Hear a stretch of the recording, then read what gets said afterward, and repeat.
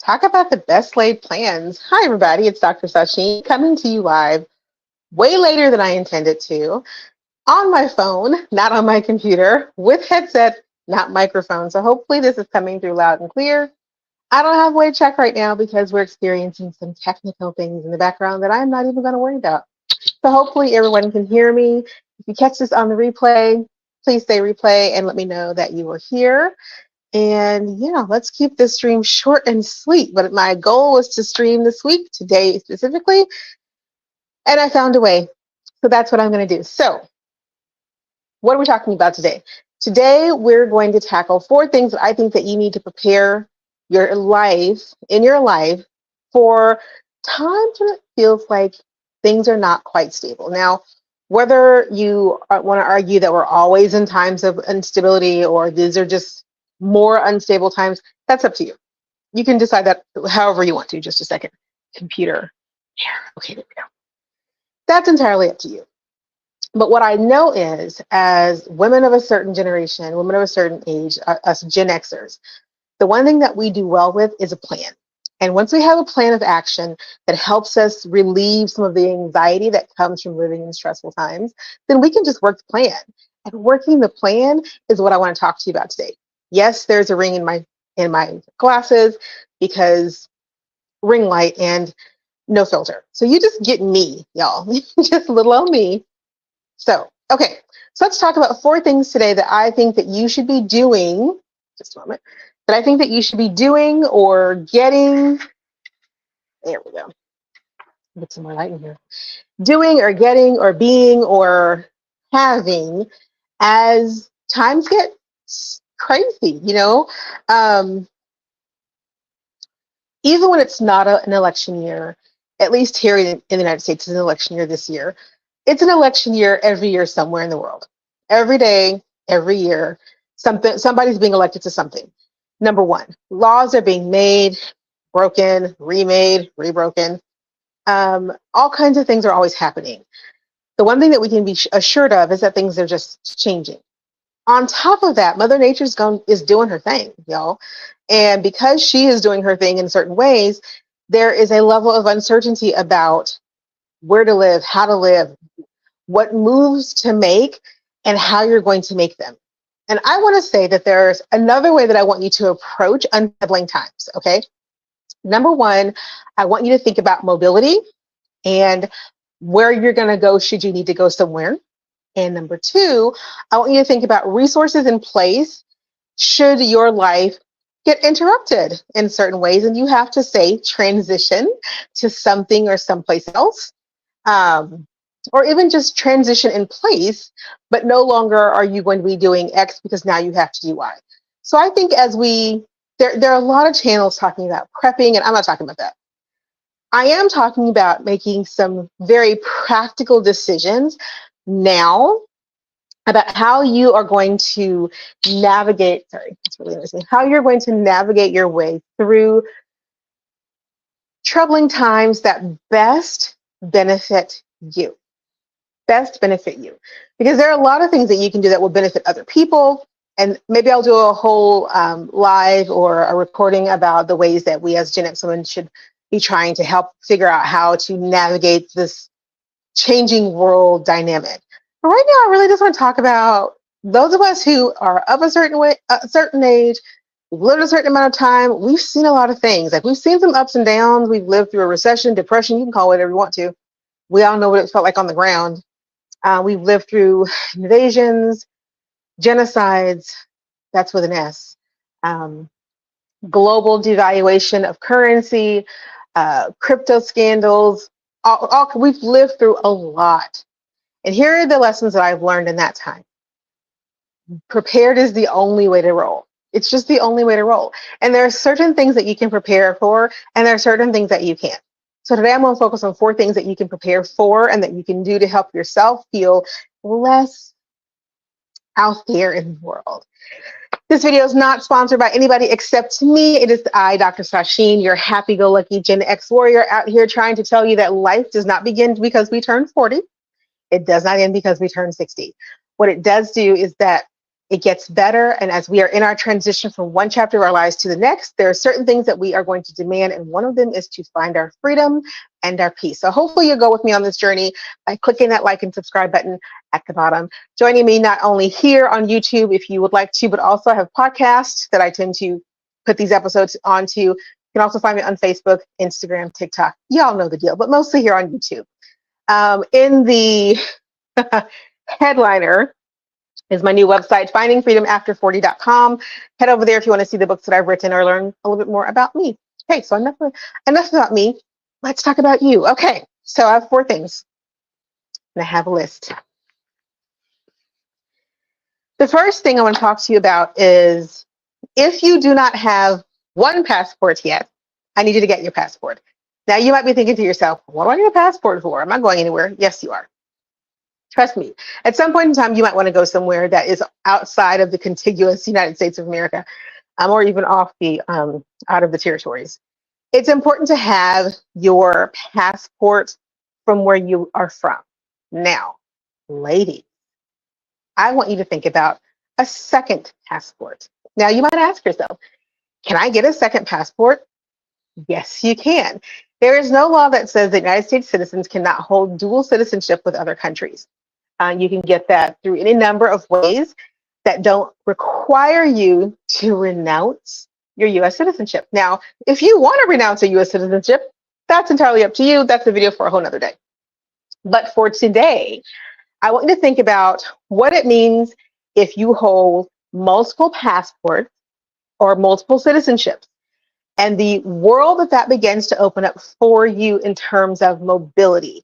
When we think about how the world is changing and how statuses are changing because of things like climate change. We already have the first climate refugees that have been forced to relocate.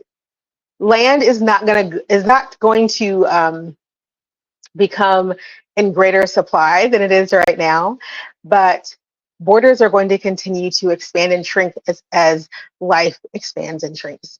And it would probably be a good idea to ask yourself, if I had to relocate someplace, do I want to stay where I am? Or have I been someplace where like, I might like to live there? Or I could see myself half a year there, half a year here.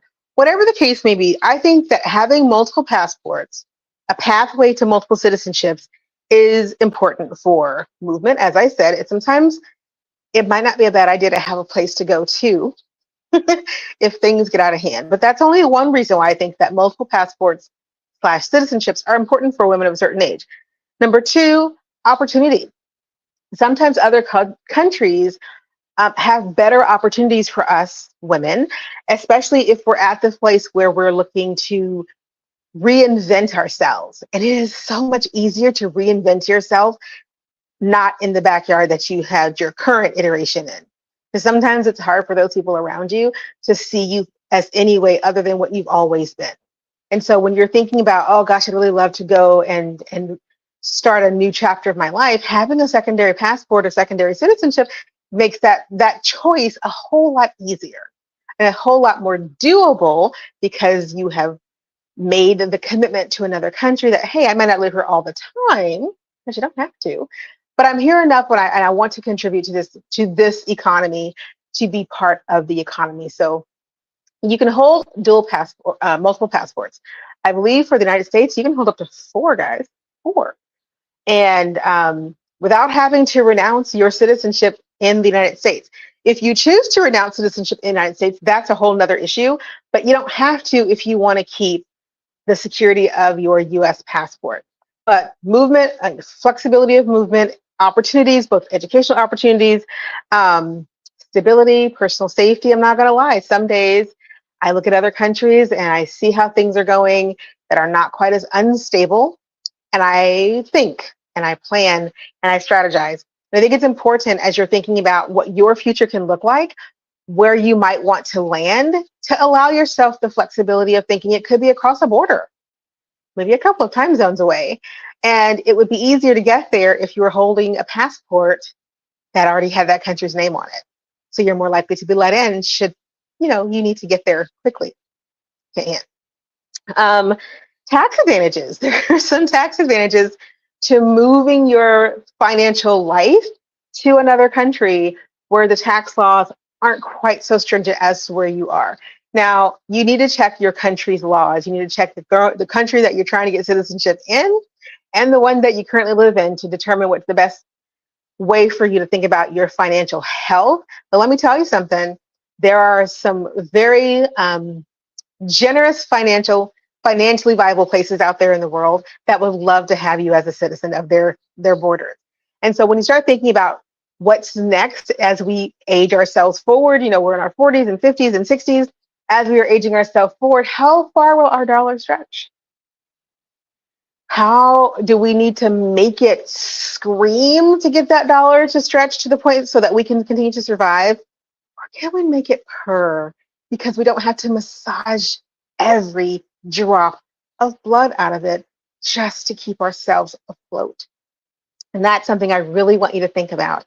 It is okay to say, I don't necessarily want to have to struggle this hard as I'm getting older. I want to enjoy my life a little bit more and have a little more freedom and financial stability. And I can find that someplace else. And having a second passport or dual citizenship allows you to make that transition a lot easier than if you only had one and we're just going off visiting or on tourist visas every 180 days. But that's a whole other conversation. And I digress. I digress. And then health.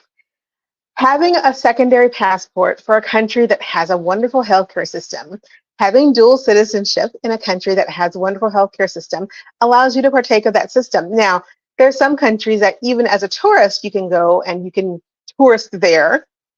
Health tourism is an entire industry. But as we all know, when you live in a place and you commit into a place, you get to know and you get to feel for the place, right? And when you do that, you get to know what the good doctors are and where the best hospitals are. And having a secondary passport or dual citizenship in a country with a wonderful healthcare system allows you some peace of mind. Say you're living in a country that doesn't have such great healthcare, so you need something like, I don't know, a new pair of glasses.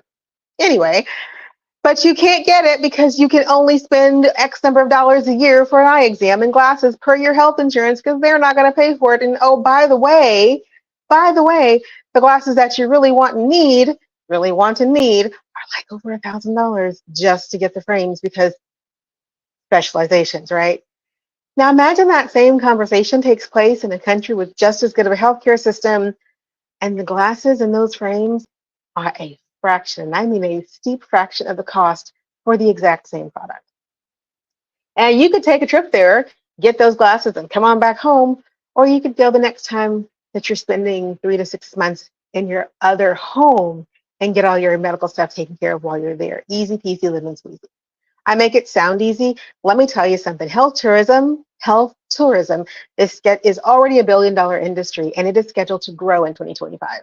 So this is a very, very big industry, and one where if you're thinking about, heaven forbid, the shit hitting the fan, where do you want to be landing? Where there's a healthcare infrastructure in place that will allow you to continue to exist peacefully in the world and at the best health that you can possibly have. Those are just some things to think about. All right, so that's the number one thing I think that you should have in your disaster preparedness kit is a secondary passport from your country of origin, preferably a place where you also have acquired a secondary citizenship. They kind of go hand in hand. And remember, in the US, you can have up to 4 passports. And you can get passports and citizenship in a number of ways. And there are a lot of different channels that will talk to you about how to get citizenship and how to get passports. But okay, so number one in your disaster preparedness kit, I think you should have is a secondary passport, preferably dual citizenship outside of your country of origin, because I gave you 5 reasons, just real quickly, I gave you 5 things that one thing can help you do. All right, secondly, let's talk about investing in a piece of land. Now, first of all, before you yell at me, remember, I know women in our 40s, 50s, and 60s, we've been working our butts off for years. Some of us own homes, cars, we've got IRAs and Roths and life insurance, we've got all kinds of stuff going on. But some of us love to travel and all that kind of stuff. What I'm asking you is this: do you own an acre of land somewhere? I'm going to stick with the continental United States right now because that's what I know about. But if you're watching this from another country, I want you to ask yourselves the same question. say things go south, you can't necessarily leave the confines of the borders of your country. Do you own an acre of land somewhere where you could go and exist on that acre of land in some peace and quiet and solitude, or maybe not peace and quiet and solitude if it's in the middle of a city? No shade, no shame here, but it belongs to you, and you can do on it what you need to survive. An acre of land is roughly the size of a football field, because a lot of people will say, oh, if you're going to have lots of land, you need to have acres and acres and acres. Most people don't even own an acre of land that their house is currently sitting on. Remember, if you look at listings of houses, they give you the square footage of the house, and then randomly will give you a 12,000 square foot lot or something like that. And when you start thinking about the fact that an acre, which I think is about 43 or 44,000 square feet, roughly the size of a football field, which is just roughly a little bit larger, start thinking about how much land you don't actually own. Because you don't.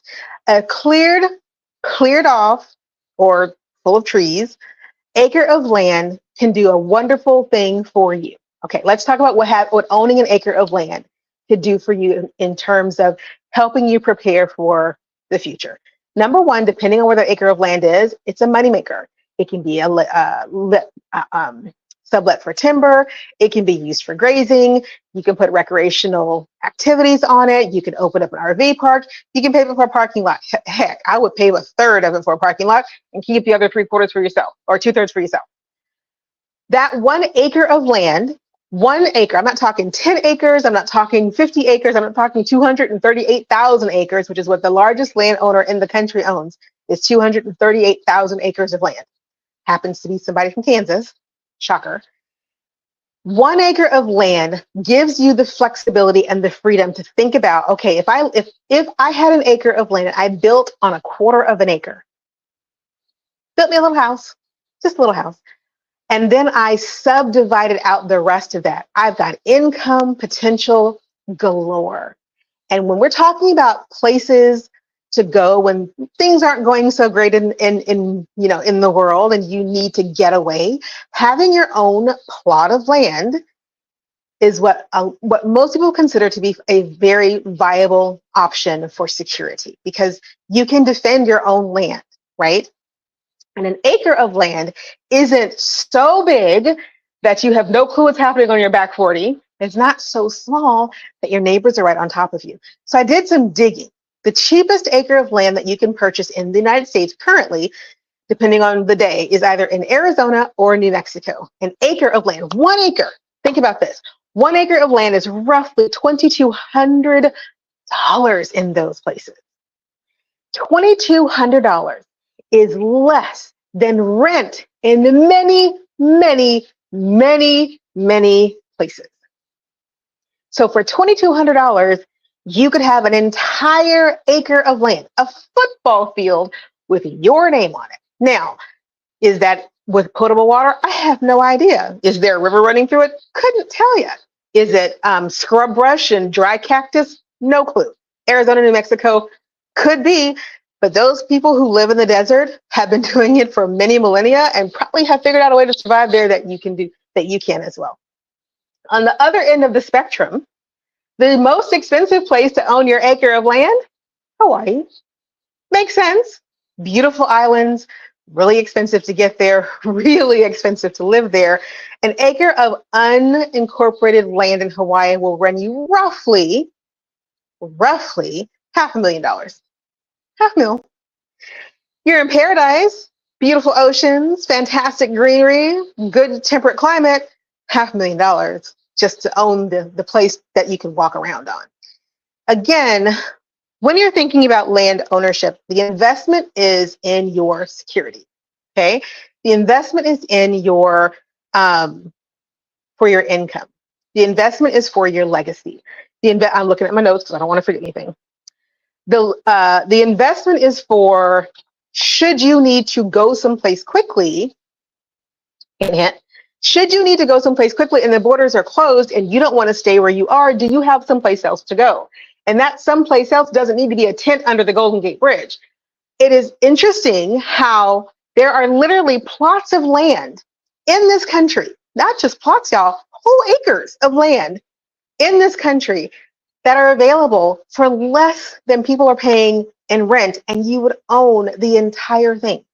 Now, you will have to pay taxes on it. Government's not going to let you do it with anything. And maybe you don't want to live in the mountains of New Mexico or Arizona, and maybe you don't want to live in Hawaii. But of the places with the I believe the article said of the places with the most affordable 1 acre of land prices, would you be interested to know that New York makes that cut? I just moved from there. Acres of land are available in so many different places. And if you stop thinking about just, oh, I need to put a house down somewhere, and start thinking about, if I need income to come in and I own an acre of farmland that was nothing but hay, and I sublet out that hay field, every year I'm going to make X number of dollars. Y'all, I was doing some numbers. I now understand why people go and buy farmland. I was surprised at how much you can purchase and sublet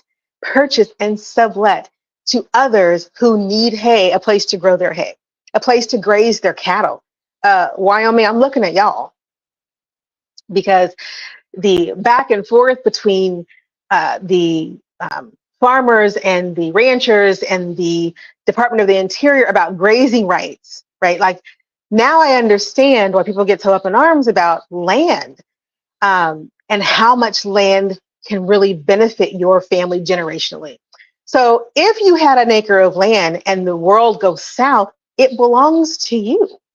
You will put in whatever you want to put into it, or you will just let it become a cash cow for you to stockpile that money. So should the world go south, just take one of those passports that you got in step 1 and the money that you're earning from step 2 and see you bye, right?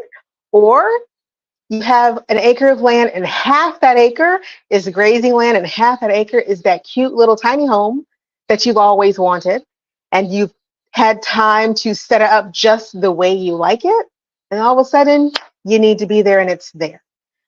I firmly believe that the best investment that a woman can make is an acre of land. Whether you choose to live on that acre, whether you choose to sublet out that acre, whether you choose to monetize that acre, I think the best investment that a woman can make is to own a piece of land. A piece of land in her name that is hers to do with what she will, as long as she keeps paying the taxes on it. And then to look at that piece of land, not as a, okay, now I'm going to build a house in the middle of it and a little garden off to the side, but as a, I'll take 1/4 of an acre of this and I'll build that cute little house with my little garden off to the side. But there are 3/4 of money sitting in front of me that could feed my family for 7 generations down the line and not just end with me. And if it's just you, because you decided not to have kids, hallelujah, thank you, Jesus, if that's you, it's okay. It's still 3/4 of an acre that can feed you well into however long you're going to be on the planet. And then when you're gone, it's somebody else's problem. My point is this. Gen X ladies, as I said in the intro, it is easy for us to get caught up in the anxiety of the times, but we understand something that other generations don't. We've lived through a lot of stuff. And instead of thinking about bug out bags and pantries full of toilet paper, I'm asking you to think bigger picture. Think the long game, because the world always resets itself into a new reality. You may not like that reality, but it is a reality. Hey, Cicely. Homesteading is hugely popular, and that is why I'm saying, even if you don't want to homestead, if you own 1 acre of land somewhere and it is next to somebody's farm and they're like, hey, can we graze our cattle half a year on your land? Sure, no problem. I'm going to charge you X number of dollars to graze that cattle for this time, for these months out of the year, and call it good. Like, it is just so many things. There are so many things that you can do with 1 acre of land. Just one. Imagine if you had 2. Whew. Just 1 acre. $2,100 will get you an acre of land in Arizona. Or New Mexico. I actually really like New Mexico. And I'm not overly fond of Arizona. But it's a beautiful place, but it is what it is. I don't mind New Mexico though. And so within that spectrum, from Arizona, New Mexico up to Hawaii, there is a lot of real estate. And I think that everyone out there should want their name on a piece of that real estate. So before you think about the big house in the suburbs, think about a plot of land somewhere with your name. Because honestly, y'all, I'm telling you, it is really important to think not just about if the world hits the fan and I have to bug out, where can I go? But who wants to have to take care of the world all the time? Sometimes you just need a retreat. Perhaps on your acre of land, you will open a yoga retreat. Perhaps you will open a gardening retreat. Perhaps you will simply open the land up to people to come and forage on it to help you keep up with it so you don't actually have to take care of it. Thank you, ma'am. I don't know which color. Is it the lipstick or the pink? I love them both. So, okay. Oh, the coral. I love pink. It's like my favorite color. All right, so that's number 2. I promise that we keep this short, so let me get to it. The third thing that you need to have, when the shit hits the fan in your bug out bag are resources. You are not going to get anywhere without resources. Nowhere. Niet. Zip. Zilch. Zippo. What kind of resources am I talking about? The kind that you can hold in your hand. Now, I just told you to stop hoarding toilet paper. Stop hoarding toilet paper. There are warehouses full of toilet paper. Part of the issue with COVID wasn't that there was no toilet paper, it's the trucks couldn't run. The toilet paper was just sitting in the warehouse somewhere. People weren't running out hoarding toilet paper because there was no more. It was that the trucks couldn't come. Well, I'm of the mindset that, okay, so we need resources to get things. I'm going to invest, introverts unite. I'm going to invest in things that keep the resources flowing. So maybe it might be a good time to go back over your portfolio investments, because that's number 1. When it comes to resources, where are your investments at? Are you investing in things that will keep the world going for you? I don't care about everybody else right now. I'll care about them tomorrow. Today, I'm just talking to you, ladies. Are your investments in companies and things that keep the world moving because you want the world to keep moving? For as wonderful as it is to think about rugged self-sufficiency, it's really difficult to be ruggedly self-sufficient when you don't have any bleach. Because there is not a equivalent in nature that cleans as well sometimes as just swiping that countertop off with a little bleach towel. And so I want you to look at your resources, because there are a couple of things about resources that become really important when the shit hits the fan. Governments are always going to course correct, and that's important. So as they're course correcting, where are your investments best suited to make sure that your course correction comes along with it? And I say this in the spirit that I want you to take it, which is as information and not as a judgment call. But there's a thing called disaster investing. And what happens is that there are people who specifically invest in certain companies post disasters because their stock prices go up. And they make a lot of money in following that kind of portfolio. I'm not saying that has to be you. What I'm saying to you is this. As I mentioned at the top of the hour, the world is always going to be changing. We've lived through a lot of those changes. Gen X, X-Millennials, that's us. Remember, we lived through multiple decades and across 2 millennia. That's us. And because we've lived through so much, we do see that as crazy as it gets, the world course corrects. And certain industries always come back. They just always do. So where are your investments at right now? Before the world goes to wherever in a handbasket, where are your investments at right now? Are you invested at all? Because if you're not, we need to talk about that. Just a little bit.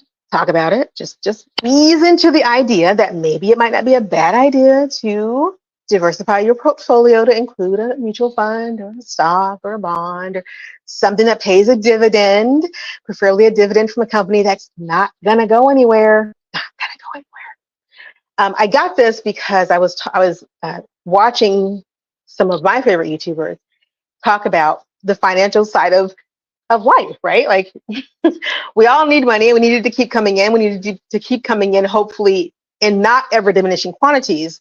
So what can we do to make sure that those quantities stay at least level, if not increase?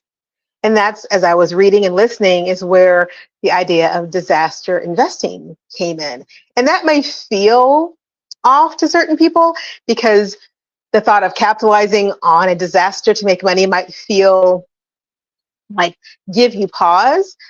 But what I'm asking you to think about is not that you're capitalizing off the suffering of people, but that you are in a position to take advantage of a market upswing. And that upswing just so happened to come because Mother Nature dumped about 25 feet of water on certain places that you can do nothing about, and hopefully that you're not the dumpy. But let's say that you were. Let's say, hypothetically, that you lived in a place that got Hurricane Beryl level water in it.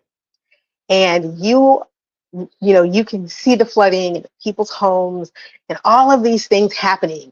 And the next thing you're going to see is FEMA come in and companies come in who are first aid, Red Cross, disaster preparation, cleanup, all of these things start to come in. All these things come in.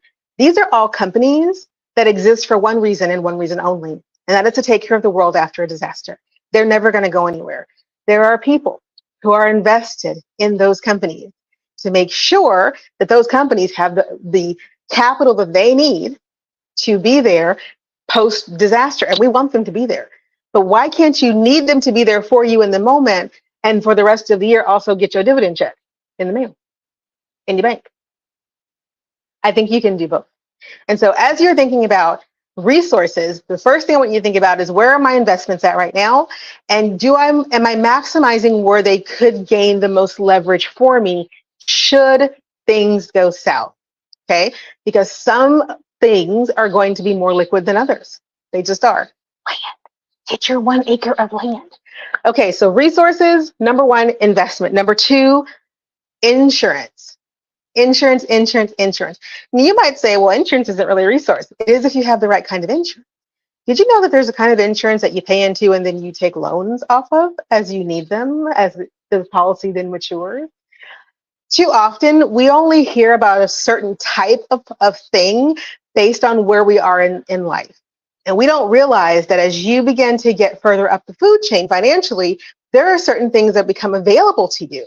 Well, I would argue that a lot of women in their late 40s, early 50s, or late 40s, 50s, and 60s have a lot of income tucked into places that they're not using to their fullest because they're still looked at as the working woman who doesn't necessarily need to be investing in X, Y, and Z. She just needs to save for a rainy day. She just needs to save a little bit for retirement and she'll be fine.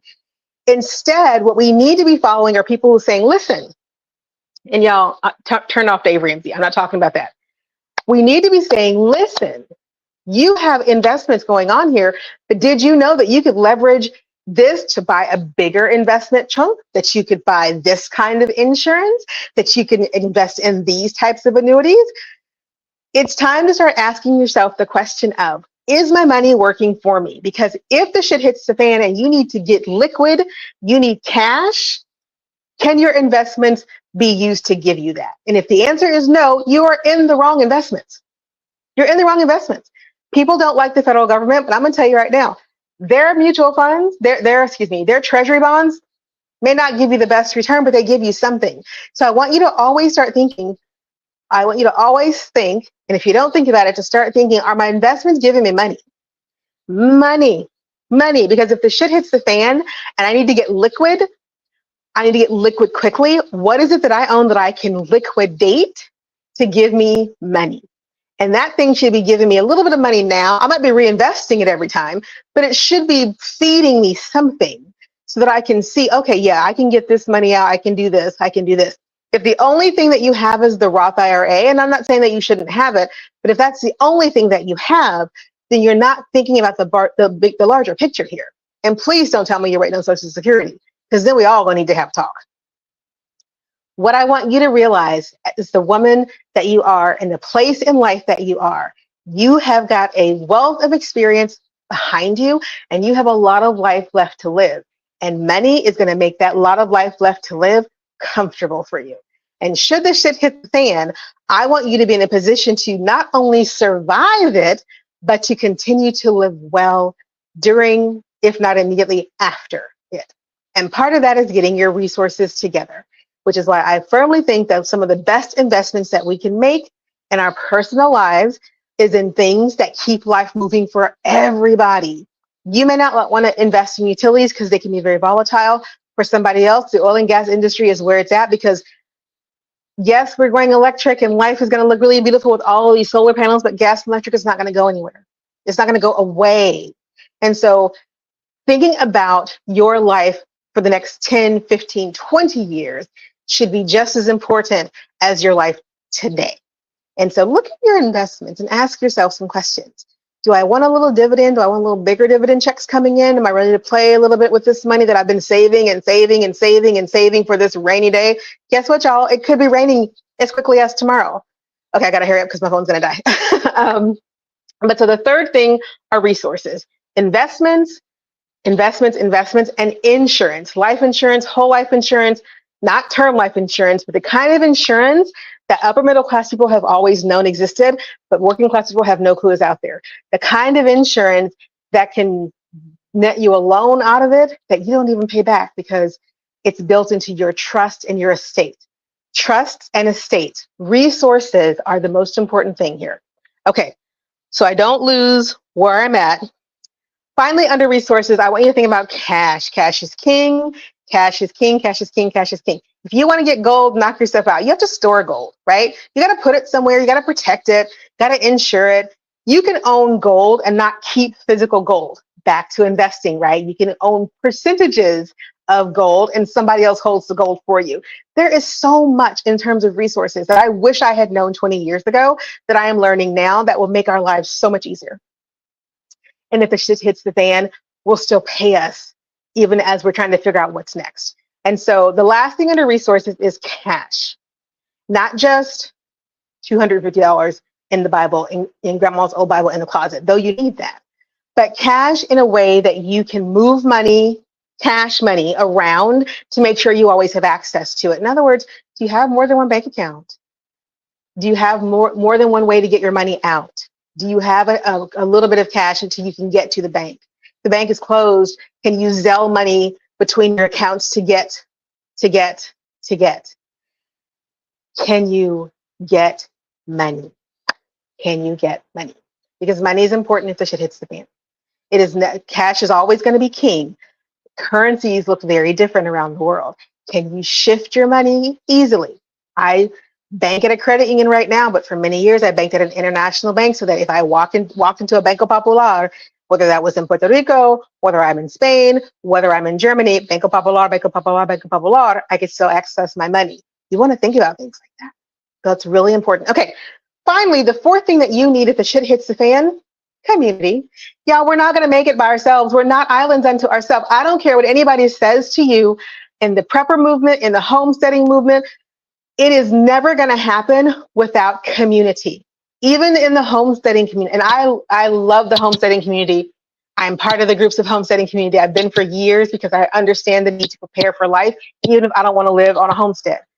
We are not going to make it without each other. It's just not possible. Because if the world collapsed tomorrow, we'll go back to barter and trading. Well, who are you going to trade with? If you didn't make friends before the collapse, those folks that you didn't make friends with before the collapse, they're not going to deal with you after the collapse. They have all the same stuff that you do because they were doing the same things that you were. But relationships, true community, true friendships, those will be what get you through. Those will be what get us all through. And so the fourth thing that you need in your disaster preparedness kit are some good friends. And that may seem like a difficult thing to get at this age. And I know that's one of those topics that I've been rolling around the internet about. How do we make friends in our 40s? I'm gonna cover that in the next video.